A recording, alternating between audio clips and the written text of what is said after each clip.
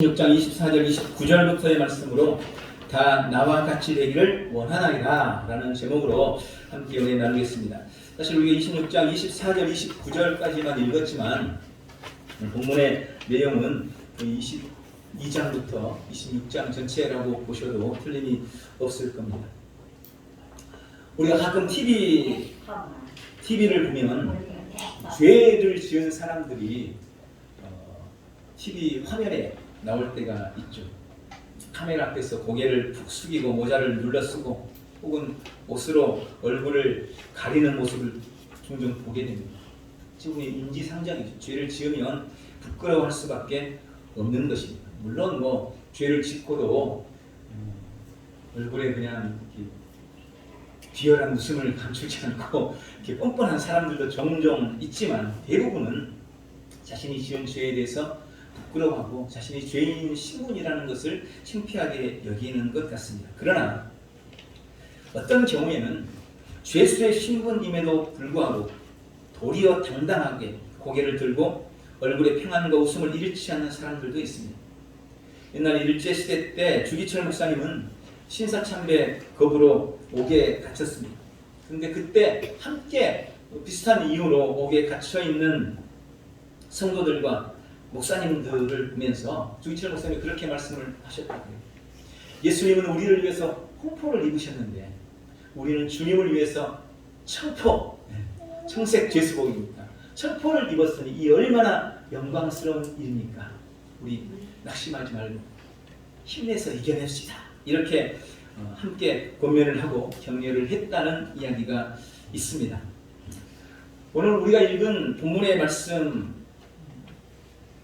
너무나 유명한 이 바울의 재판에 관한 이야기입니다. 바울은 복음을 전하다가 붙잡혀서 가이사라 지방에 있는 감옥에 갇히게 되었습니다. 그리고 그때 재판이 일어나게 되는데 지금 그 사건을 기록하고 있습니다. 바울은 원래 철저한 율법주의자예요. 유대주의자입니다. 그래서 그는 예수님을 이단의 괴수로 알고 있었고 그래서 예수님을 믿는 사람들을 극도로 핍박했고 그들을 옥에 가두는 일에 최선을 다했던 사람입니다. 또 우리가 성경에 나와 있는 이 스데반 집사가 돌에 맞아서 순교당할 때 바울은 그의 죽음이 정당하다고 얘기했습니다. 스데반 집사가 돌에 맞아 죽는 것은 당연하다고 생각했고 사람들이 옷을 자기 발 앞에 놓으면서 내가 증인이 되겠다. 그는 마땅히 죽어야 될 죽음을 죽었다. 라면서 내가 증인이 되겠다라고 말했던 그런 사람이기도 합니다. 그런 열심으로 그는 종교 지도자들의 인정을 받았습니다. 그리고 종교 지도자들로부터 어느 날 특명을 받고 다메섹에 있는 그리스도인들을 잡으라는 그런 명령을 받고 다메섹 지역의 그리스도인들을 붙들기 위해서 다메섹으로 가던 중에 극적으로 부활하신 예수 그리스도를 만나게 됩니다. 그리고 회심하게 되죠. 그 이후로 그는 그동안 했던 일과는 정반대의 삶을 삽니다. 그동안은 예수 믿는 사람들을 핍박하고 옥에 가두는 일을 했는데 이제는 자신이 예수 그리스도의 부활의 복음을 전하면서 자신이 옥에 갇히는 그런 삶을 살게 된 것입니다. 많은 오해와 극심한 핍박에도 그는 열정을 다해 복음을 전했고 많은 사람들이 바울로 인해 변화를 받았습니다. 그는 가는 곳마다 교회가 세워지게 됩니다. 당연히 종교 지도자들과 유대인들에게는 가시 같은 존재였습니다. 유대인들은 이 바울을 잡으려고 혈안이 되어 있었고 심지어는 그를 죽이기 위해서 결사대까지 만들어지게 됩니다. 한 40여 명이 모여가지고 우리가 바울 저놈을 죽이지 않고는 절대 다른 일을 할 수 없다. 바울을 죽이는 결사대까지 조직됐습니다. 그러다가 그가 가이사라 감옥에 갇히게 되자 또 그 안에서 복음을 전하게 되죠. 이 결사대는 종교 지도자들을 이용해서 바울을 가이사라에서 예루살렘으로 옮기라고 이감시키도록 조치를 해요. 그리고 그 이감하기 위해서 바울이 옮겨질 때 그때 우리가 급습해서 바울을 죽여버리자 이렇게 계획까지 세우게 됩니다. 그러나 또 그 가운데도 이렇게 배신자가 있었어요. 그래서 이게 밝혀져서 결국 그 도모가 어그러지게 되고 도리어 로마 군인들이 바울을 보호하는 그런 지경이 되게 됩니다. 그러자 이번에는 종교 지도자들이 이 베스도 총독, 당시 가이사랴 지역의 총독인 베스도에게 찾아가서 바울은 주가 마땅한 사람이다, 그러니까 그를 죽여라 라고 계속해서 압박을 넣고 있는 그런 상황이었습니다. 그런 속에서 바울은 자신이 이곳에서 갇혀 있을 것이 아니라 로마에 가서 로마 황제에게, 시저에게, 가이사에게 복음을 전하는 것, 그것이 나에게 주신 하나님의 사명이라고 확신하게 되고 로마로 가기 위해서 항소를 하게 됩니다.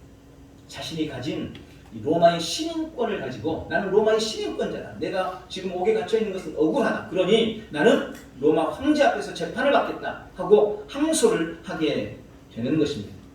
당시 가이사랴 지방의 총독이었던 베스도는 그의 이 항소로 곤란을 겪게 됩니다. 보통의 경우라면 그냥 무시하고 말겠지만 로마의 시민권자였기 때문에 그 위력을 무시할 수가 없었던 것입니다.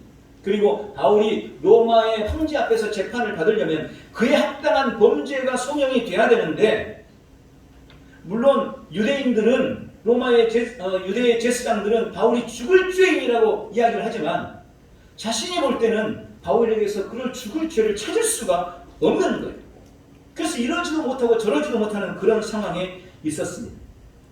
그런데 마침 그때 이 유대의 분봉왕인 아그리빠가 그의 누이와 함께, 그의 누이인 버니게와 함께 이 가이사랴 지역을 찾아오게 됩니다. 베스도 총독을 만나게 된 겁니다. 그래서 베스도는 자신이 처한 상황을, 유대 사정을 잘 알고 있는 아그리빠에게 이야기하게 됩니다. 그리고 이 아그리빠는 지금 유대 지역에서 일어난 종교적인 어떤 분쟁이나 그런 이야기들을 너무나 잘 알고 있고 메시아에 대해서도 이미 알고 있었고 바울에 대해서도 소문을 들은 터라 바울이 너무 궁금합니다. 그래서 그러면 내가 한번 그 사람을 신문해 보겠다고 해서 이 재판이 열리게 된 겁니다. 여러분, 이 내용이 지금 22장부터 26장까지 내용인 거예요. 이러한 여러 상황들로 이 재판은 바울에게 있어서 매우 중요한 의미를 가지고 있었습니다. 그런데 이 중대한 재판 자리에서, 그리고 자신의 생사를 쥐고 있는 당시 유대에서 최고의 권력자들 앞에서 바울은 오늘 본문 29절에 이렇게 고백한 겁니다. 이렇게 외친 겁니다. 오늘 내 말을 듣는 모든 사람들 다 이렇게 결박된 것 외에는 나와 같이 되기를 하나님께 원하나이다. 오늘 이 바울의 외침 속에 담긴 의미와 이 사건 속에서 하나님께서 우리에게 하시고자 하시는 말씀이 무엇인지 깨닫는 복되고 귀한 시간 되시기를 예수님의 이름으로 축원합니다. 먼저 오늘 본문에 보니까 오늘 말씀 속에서 우리는 우리가 살고 있는 세상 가운데 함께 살고 있는 불신자들의 모습을 발견할 수 있습니다. 우리는 오늘 본문에 나오는 사람들과 같이 지금 이 세상을 살아가고 있는 것입니다. 재판 과정 속에서 몇 사람이 등장합니다. 그들의 모습은 지금 세상을 살고 있는, 우리가 함께 살고 있는 세상 사람들, 특별히 불신자들의 모습인 것을 알게 되는 겁니다. 특별히 오늘 본문에는 세 사람이 등장합니다. 먼저 베스도와 같은 사람이 있습니다. 베스도와 같은 사람들이 이 땅에 살고 있습니다. 베스도 총독, 그는 총독입니다. 그는 유대 땅 가이사랴 지방을 관장하는 로마에서 파견된 총독입니다. 로마 황제의 명을 받아서 모든 정치, 행정, 사법, 군사에 관한 모든 권한을 가진 막강한 권력자입니다. 옛날 우리나라에도 일제시대 총독이었습니다. 총독이 우리나라를 다스렸습니다. 그것처럼 가이사랴 지역의 총독이기 때문에 막강한 권력을 가진 거죠. 그리고 오늘 본문 그 전에 읽어보면 베스도는 사실 지금 총독으로 부임한 지가 며칠 되지 않은 사람입니다.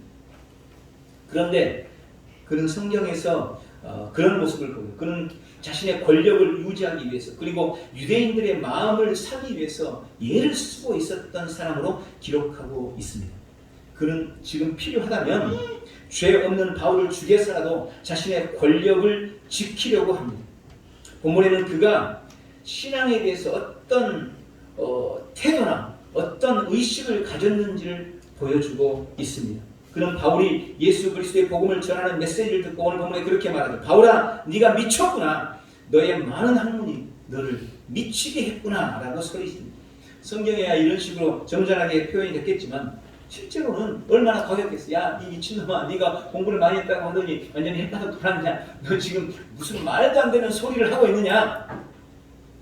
아마 이런 식으로 이야기를 했겠죠. 여러분, 세상에는 이런 사람들이 참 많습니다. 자신이 가진 가치나 지식에 반하는 사람에 대해서는 무조건 반대하고 분노합니다. 특별히 그들은 교회나 예수님에 대해서 지독한 반감을 가지고 있습니다. 그래서 기독교를 개독교라고 부르고 목사를 먹사라고 하고 집사님을 잡사님이라고도 하고 뭐 이러면서 교회에 대해서 비아냥거리고 기독교에 대해서 이상하리만큼 잘못된 편견을 가지고 무슨 일만 일어나면 사사건건 교회를 물고 늘어지는 사람들이 있습니다. 예수 믿는 놈은 다 그렇다는 둥 소수 몇 사람의 이야기를 기독교 전체의 이야기인 양 확대하고 매도하고 비웃고 욕하는 사람들이 세상에 많이 있습니다. 지금 우리는 그런 사람들과 함께 세상을 살아가고 있는 것입니다. 또한 오늘 본문에는 아그리빠가 등장합니다. 세상에는 아그리빠와 같은 사람들이 있습니다. 그는 아그리빠 왕입니다. 왕. 유대의 분봉 왕이죠. 로마에서 인정해준 유대를 다스리는 실제 왕이라는 의미입니다. 그는 유대인입니다. 예수님이 태어날 당시에 예수님을 죽이려고 예루살렘의 수많은 아이들을 죽인 악명 높은 헤롯, 이 사람이 이 아그리빠의 증조 할아버지. 자기 증조 할아버지도 예수님을 죽이려고 유대 예루살렘의 수많은 아이들, 2살 미만의 아이들을 다 죽여버렸잖아요. 그 사람의 손자거든요. 당시 그의 이 아그리빠의 나이는 20살이 갓 넘었습니다. 그는 유대인이기 때문에 유대의 풍속이나 종교에 대해서 잘 알고 있었고 또 예수님이 메시아냐 아니냐 하는 부분에 대해서 상당한 관심을 가지고 있었던 사람이었습니다. 그런 아그리빠에게 바울도 사뭇 진지하게 복음에 대해서 이야기하죠. 왕이여 하면서 당신은 선지자를 믿으십니까? 믿는 줄 아나이다 하면서 이야기합니다.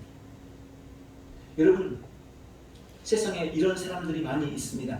기독교에 대해서 좀 알거나 예전에 교회에 다녔던 사람들, 뭔가 영적인 부분, 신앙에 대해서 관심이 있는 듯합니다.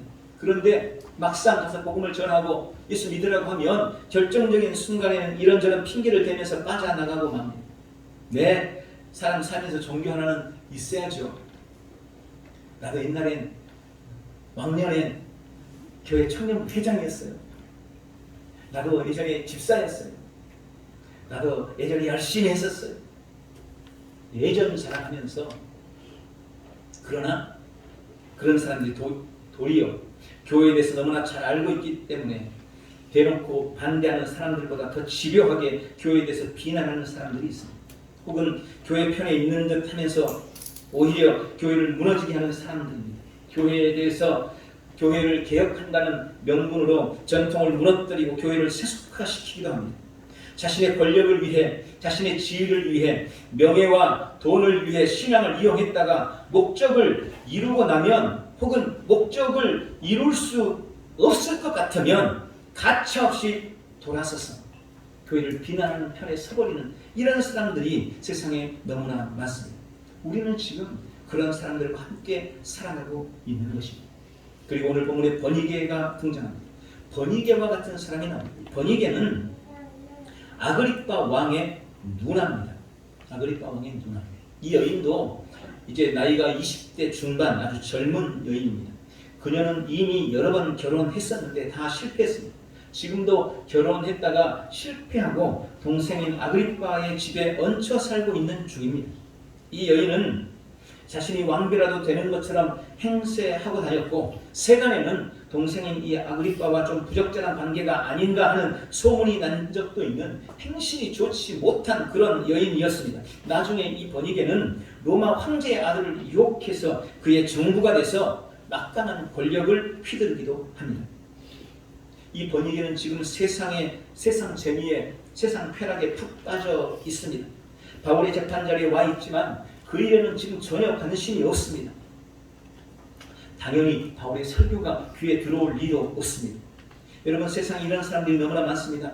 영적인 일이나 신앙에는 전혀 관심이 없습니다. 그저 삶의 재미와 쾌락에 빠져서 그것을 추구하며 하루하루를 즐기는 사람들, 돈이나 쾌락, 현실의 문제 외에는 전혀 관심이 없습니다. 어떻게 더 큰 집에서 살까? 어떻게 더 좋은 차를 탈까? 어디에 투자해야 더 이익일까? 뭐가 더 재밌을까? 온통 세상적인 욕망과 즐거움만을 추구하며 살아갑니다. 여러분, 세상은 베스도와 같은 사람, 아그리빠와 같은 사람, 버니게와 같은 사람들로 가득 차 있습니다. 믿는 우리로서는 별로 상종하고 싶지 않고 만나면 괜히 자존심만 긁고 왠지 싸우게 되고 우리를 위축되게 하는 사람은 아무 이유 없이 그저 교회 다닌다고 하면 미워하고 교회가 망하기를 바라고 무너뜨리려는 사람, 우리와는 전혀 다른 생각과 다른 가치관을 가진 사람. 여러분, 세상은 이런 사람들로 가득 차 있는 것입니다. 그리고 우리는 매일 우리의 삶의 자리에서 그들을 만나야 합니다. 지금 그 베스도와 그 아그리빠와 그 도니게 앞에 바울이 서 있는 것입니다. 비란 옷을 입고 온갖 보석으로 치장을 하고 높은 상석에 앉아서 바울을 내려다보는 사람, 당시 최고의 권력자요, 어쩌면 자신의 생명도 좌우할 수 있는 그들에 비해서 바울의 모습을 한번 상상해 보십시오. 바울은 이미 지난 2년간의 감옥 생활로 그의 모습은 초췌하고 보잘것이 없었을 것입니다. 머리는 헝클어지고 비쩍 마른 얼굴에 수염도 깎지 못했을 겁니다. 그의 두 손은 단단한 끈으로 결박당해 어쩌면 두 발도 착고에 채워져 있었을지 모릅니다. 그런데 그의 모습에서는 조금의 비굴함이나 두려운 기색이 없습니다. 그의 두 눈은 확신으로 반짝거리고 있었습니다. 그는 상석에 앉아 자신을 내려다보고 있는 그들을 한 사람 한 사람 똑바로 응시합니다. 그리고 세상을 떵떵거리며 호령하는 권세자들을 향해 자신을 가둘 수도 풀어줄 수도 있고 자신을 죽일 수도 살려줄 수도 있는 그들을 향해 확신에 찬 목소리로 외칩니다. 이렇게 결박된 것 외에는 당신들도 다 나같이 되기를 원합니다. 내가 이렇게 묶인 것 말고는 당신들도 다 나처럼 되기를 원합니다. 라고 외치고 있는 것입니다. 바울은 자신을 재판하고 있는 권력자를 향해 다 당신들도 나처럼 되기를 원합니다. 다 나같이 되기를 원합니다. 라고 소리집니다. 도대체 무엇이 그를 이렇게 담대하게 했을까요? 도대체 무엇이 그로 하여금 이렇게 외칠 수 있게 했을까요? 저는 이 말씀을 보면서 어렵지 않게 몇 가지로 그가 이렇게 담대할 수 있었던 이유를 묵상할 수 있었습니다. 첫 번째는 그가 가진 구원에 대한 확신과 감격 때문이었습니다. 여러분, 바울은 구원에 대한 확신과 감격으로 지금 가득 차 있습니다. 우리는 이 땅만 사는 존재가 아닙니다. 이 땅에서의 삶은 성경의 말씀처럼 70년, 잘하면 80년의 삶을 살아가는 그런 존재일 뿐입니다. 아무리 부정하고 싶어도 부정할 수 없는 것이 죽음이라는 현실인 것입니다. 그리고 그 너머에 대해서는 세상 그 누구도 확신하지 못해요. 장담하지 못해요. 그렇게 살아가는 것이 인생입니다. 어쩌면 많은 사람들이 죽음이라는 그 현실, 죽음이라는 그 두려움을 피해보려고, 그 죽음이라는 그 두려움을 한번 잊어보려고 현실에 더 몰두하면서 삶을 살아가고 있는지도 모를 일입니다. 내일에 대해서 확신하고 보장받는 사람들의 오늘과 내일에 대해서 확신하지도 못하고 보장받지 못하는 사람들의 오늘은 절대 같을 수 없습니다. 우리가 성도로서 세상에 대해서 담대하기 위해서 우리에게 가장 필요한 것, 그것은 바로 하나님께 대한, 특별히 구원에 대한 확신과 감격임을 기억하시기 바랍니다. 그렇게 말할 수 있어요. 목사님, 저도 구원에 대한 확신과 감격이 있었습니다. 십자가만 봐도 눈물이 나고 천국 얘기만 들어도 가슴이 뛰던 그때가 있었습니다. 그런데 언제부턴가, 그런데 지금은 그냥 습관적으로 예배하고 습관적으로 신앙하고, 그래서 그런지 구원에 대한 확신도 없습니다.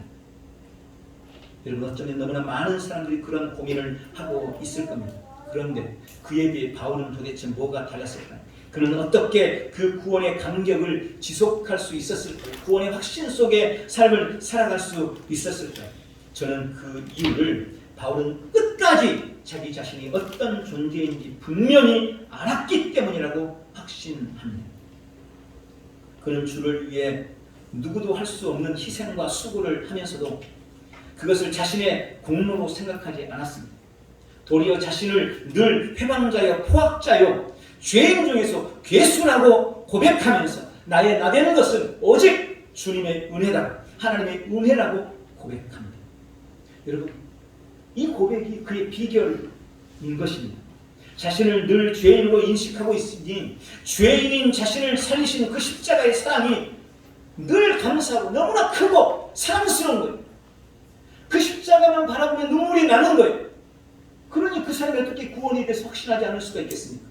늘 구원에 대해서도 확신할 수 있었던 겁니다. 그런데 우리는 그에 비해 너무나 쉽게 우리가 얼마나 큰 죄인인지를 잊어버립니다. 우리가 얼마나 연약한 존재인지를 잊어버립니다. 조금만 신앙생활하고 나면 이제 슬슬 자신을 괜찮게 여기는 거예요. 다른 사람과 비교하면서 그래도 나는 괜찮지. 그 사람 맨날 주일날 빠지는데 나는 맨날 주일날 나오니까 이 정도면 잘하는 거 아니야? 그 사람은 11조도 못하는 거 같은데 나는 맨날 11조도 하고 있는데 나 정도면 괜찮게 신앙생활하고 있는 것 아니야? 라고 하면서 다른 사람과 비교하면서 자신을 괜찮은 사람인 양 점점 착각해 가는 것입니다. 그리고 너무 쉽게 공로의식에 빠집니다. 내가 하는 헌신과 충성, 주를 위한 수고가 뭔가 대단한 공로인 양 착각해 가는 것입니다. 내가 하는 11조가 자랑거리가 되고 나는 헌금도 많이 하고 주를 위해 또 구원을 위해 내가 뭔가 하고 있는 것처럼 생각하는 것입니다. 그러니 내가 주를 위해서 구원을 위해서 내가 하고 있는 것이 있다고 생각을 하고 있으니 그 사람에게 있어서 구원은 은혜가 아니라 점점 나의 열심에 대한 나의 공로에 대한 당연한 결과처럼 여겨지게 되는 거예요. 물론 그렇게 일부러 생각하는 사람은 없습니다. 그런데 나도 모르는 사이에 그렇게 여겨지는 거예요. 내가 공로가 있다고 생각하니까. 우리 교회는 나왔으면 안 돼. 이렇게 생각하고 있으니까 내가 교회를 위해서 주님을 위해서 뭔가 하는 것처럼 자꾸 여겨지는 거예요. 그게 자신 속에서 공로가 되는 겁니다. 그러니 주님이 나를 구원하는 것이 전적인 은혜가 아니고 내가 열심히 하고 있으니까 내가 뭔가 지금 잘하고 있으니까 그래서 얻는 것 아닌가라고 생각하게 된다는 것입니다. 구원은 은혜가 아닌 내 열심이고 그래서 열심히 할 때는 구원에 대해 확신하게 되는데 열심히 식어져. 생활이 어려워져서 헌금도 제대로 못하는 것 같아요. 그러면 뭔가 자꾸 죄책감을 갖고 그러면서 구원에 대해서도 확신이 점점 식어져 가는 거예요. 열심히 할 때는 구원에 확신이 있고 열심히 못할 때는 구원이 식어버리는 것. 이게 뭡니까? 결국 자신이 구원을 위해서 어떤 공로를 세우고 있다고 여기는 그 마음인 것입니다. 여러분, 육신을 입고 있는 한 나는 죄인이고 내가 사는 것, 구원받은 것 오직 하나님의 은혜일 뿐이라고 철저히 모든 것이 다 하나님의 은총이라고 내가 지금 살아있는 것, 숨쉬는 것, 내가 호흡할 수 있는 것, 내가 손가락 움직이며 내가 말할 수 있는 것 그것도 내 공로가 아니라 철저히 하나님의 은혜라고 인정하는 것 그것이 우리가 세상을 향하여 담대할 수 있는 조건인 것입니다. 그런 은혜가 있기를 주님의 이름으로 축원합니다. 두 번째로 그가 그렇게 믿음으로 담대할 수 있었던 것은 하늘의 상급을 바라보았기 때문입니다. 바울은 하늘을 위한 삶, 하늘을 향한 삶을 살았습니다. 그의 신앙의 여정은 하늘을 향해 가는 삶이었습니다. 이 땅에서 자신은 잠시 지나가는 나그네요 여행자일 뿐임을 그는 알고 있었습니다. 그는 자신의 시민권이 천국에 있다고 고백합니다. 그래서 언제나 위를 바라보고 위의 것을 추구했습니다. 주님이 하늘에 예비해놓은 멸류관과 상급을 바라보았습니다.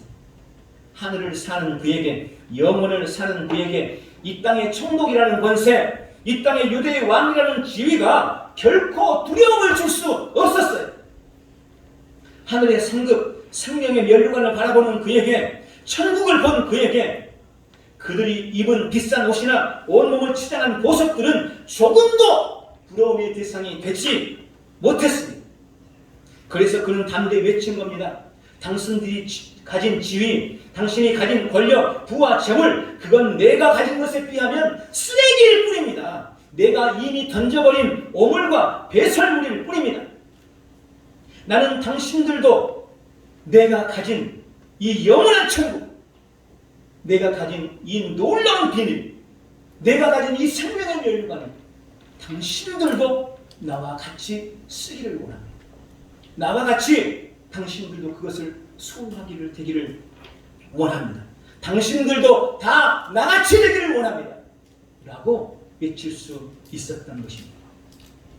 세 번째로 그가 그렇게 담대할 수 있었던 것은 영혼에 대한 연민과 사랑 때문이었습니다. 바울은 영혼을 바라보시는 하나님의 마음, 영혼을 향한 예수님의 심정을 너무나 잘 알았습니다. 그 마음으로, 그 사랑으로 그들을 보니 바울을 보면서 아니 로마의 시민권도 있고 공부도 좀 했다는 사람이 뭐 어떻게 저렇게 됐나, 불쌍한 눈으로 보고 있는 그들이 도리어 더 불쌍하게 여겨진 겁니다. 그들은 지금 주 예수 신분으로 초라하게 입고 바짝 말라 결박당한 바울을 측은하게 여기고 있었지만 도리어 바울은 그들이 불쌍해서 어쩔 줄을 모르고 있는 것입니다. 히브리서 9장 27절 한 번 죽는 것은 사람에게 정하신 것이요 그 후에는 심판이 있으리라. 하늘의 심판을 아는 바울은 지금 자신을 심판하겠다고 큰소리치고 있는 그들이 이제 곧 하나님의 무서운 심판 앞에 설 것이라는 진짜 현실을 보고 있는 것입니다. 저주의 상부를 받고 지옥에 던져질 베스도가 보였습니다. 불구덩이에서 몸부림치며 살려달라고 아우성치는 아그리빠가 보였던 것입니다. 다리를 꼬고 도도하게 앉아있지만 이제 곧 지옥에서 살려달라고 울부짖을 번외계가 바울의 눈에 보이는 것입니다. 그러니 그들이 불쌍해서 견딜 수가 없었던 것입니다. 여러분, 겉으로 보기에는 그들이 높은 펜트하우스에서 우리를 내려다보고 비웃고 있지만, 비싼 외제차로 자신을 과시하며 큰 소리치지만, 수많은 사람들의 환호와 박수를 받으며 좋아하고 있지만, 지금 그들의 영혼은 우리에게 제발 좀 살려달라고, 지옥 앞에서 지금 제발 좀 나를 도와달라고 우리를 향해서 울부짖고 있다는 것, 이 사실을 믿으시기 바랍니다. 그들의 그 영혼을 볼 수 있기를 바랍니다. 오늘 바울은 구원의 확신에 감격이 있었기 때문에, 하늘의 상급을 바라보았기 때문에, 영혼에 대한 연민과 사랑이 있었기 때문에 당신들도 다 나처럼 되기를 원합니다 라고 말할 수 있었던 것입니다. 마지막으로 이제 우리가 외쳐야 합니다. 오늘 주님은 이 사건을 통해 이제 우리가 이 시대의 베스도를 향해, 이 시대의 아그리빠와 이 시대의 버니게를 향해 외쳐야 한다고 말씀하고 있습니다. 캄캄한 동굴 미로 안에서 모두가 길을 잃고 헤매고 있을 때 나는 나갈 길을 알고 있다면, 내가 출구를 발견했다면, 이쪽이라고, 내가 길을 찾았다고, 나를 따라오라고 여러분 소리쳐야 되지 않겠습니까? 불타는 건물 안에서 유일한 출구를 내가 발견했다면, 유일한 출구를 내가 알고 있다면, 더 늦기 전에 그 불이 그 건물 안에 있는 사람들을 다 태워 죽이기 전에 내가 길을 알고 있으니, 내가 출구를 발견했으니 나를 따라오라고, 내 뒤만 쫓아오라고, 나같이 되라고 당연히 말해야 되지 않겠습니까? 누군가 거절한다면 사정을 해서라도, 부탁을 해서라도, 아니면 억지로 손을 끌고서라도 그를 살리기 위해 데리고 나와야 되지 않겠습니까? 주님이 지금 이 놀라운 사명을 우리에게 주고 계시는 것입니다. 말씀을 믿습니다. 로마서 10장 13절 14절은 이렇게 말씀합니다. 누구든지 주의 이름을 부르는 자는 구원을 받으리라. 그런즉 그들이 믿지 아니하는 이를 어찌 부르리요, 듣지도 못한 이를 어찌 믿으리요, 전파하는 자가 없이 어찌 들으리요. 전파하는 자가 없이는, 외치는 자가 없이는 누구도 복음을 들을 수 없습니다. 누군가 외쳐야 구원의 역사가 나타나는 것입니다. 바로 네가 그 사람이 되라고, 바로 당신이 그 사람이 되라고 오늘 주님이 우리에게 말씀하고 계심을 믿으시기 바랍니다. 우리 안에 있는 구원의 확신을 공고히 하고 그 감격으로 그리고 하늘의 상급을 바라보고 영혼에 대한 연민과 사랑 당신도 나같이 되기를 원한다고 힘써 복음을 외치는 복되고 귀한 성도들 다 되시기를 예수님의 이름으로 축원합니다. 기도하겠습니다. 전능하신 주님, 오늘 이 바울의 외침에 우리의 귀가 열리게 하여 주시옵소서. 영혼을 향한 아버지의 간절한 마음을 깨닫게 도와 주시옵소서. 지금 세상에 너무나 많은 사람들이 베스도처럼 아그리빠처럼 버니게처럼 하나님 죽어가고 있는데 그들을 살릴 책임이 우리에게 있음을 기억하게 도와 주옵시고 오늘 바울처럼 믿음의 용기와 담대함을 가지고 복음을 힘써 외침으로 그들을 살려내는 복되고 귀한 성도들 다 되게 역사해 주시옵소서. 우리의 결단과 결심에 성령 하나님 일을 쳐주시고 이 시간 오셔서 확증하시고 그 귀한 사명 감당하는 우리 온 성도들 다 되게 도와 주시옵소서. 예수님의 이름으로 기도하옵나이다. 아멘.